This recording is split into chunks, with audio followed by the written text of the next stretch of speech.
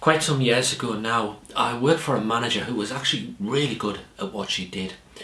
But some of her other direct reports were making life really uncomfortable for her. In effect, what they were doing was bullying up, if you like, so making her life really uncomfortable unnecessarily. And this manager, she went to her manager and said, "What can I do about this?" And her manager's advice was, you come from a really strong working class background. You come from a background where you were a fighter, where you really had to fight to get to where you are. And you need to draw on all of that right now. You need to be tough, was the advice. Now, I would argue that was simply the worst thing that that manager could have actually said in that moment. It was the most ludicrous advice you could give to anybody, and shows a deep misunderstanding of the whole concept of bullying. So what was the outcome? Well, my manager, the woman who received the advice, she tried to do what she was told. She tried to be tough, she tried to be strong, she tried to show that she was in control.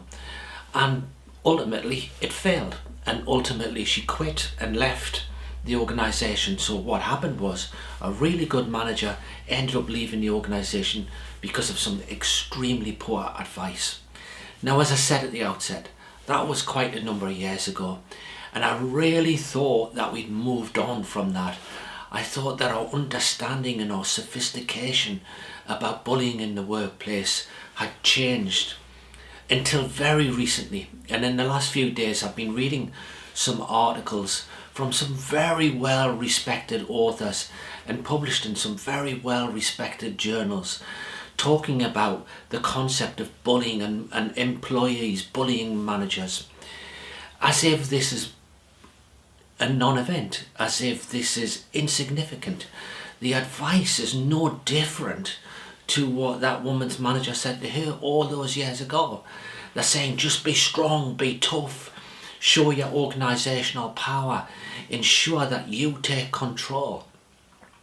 Well, really, we know that psychological damage emerges from bullying. And one of the kind of interesting things I find, at least when you explore this, is there's an awful lot of work around bosses being bullies. There's very little work around what happens the other way. And the dynamic is exactly the same. The impact is exactly the same. People who manage and lead, people who you may call a boss, they have just as much right to a safe and protected workplace as anybody else in the workplace. So what should you do?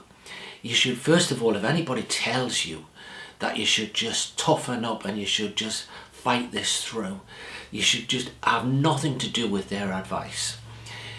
The psychological and the long-term psychological impacts of bullying are incredibly significant. If you've got a trusted coach, if you've got a trusted mentor, you should turn to them. If not, you should find somewhere where you can actually access this psychological support.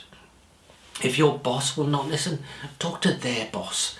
Every organisation has a duty of care to their employees, irrespective of where they sit in the organisational ladder. And if you're somebody's manager or somebody's leader, somebody's coach or mentor, and they're turning to you and saying they're being bullied by their direct reports, their employees, whatever language they use, please, whatever you do, don't say just toughen up. Make sure the person gets the appropriate support. Make sure they're given the correct and legally right support.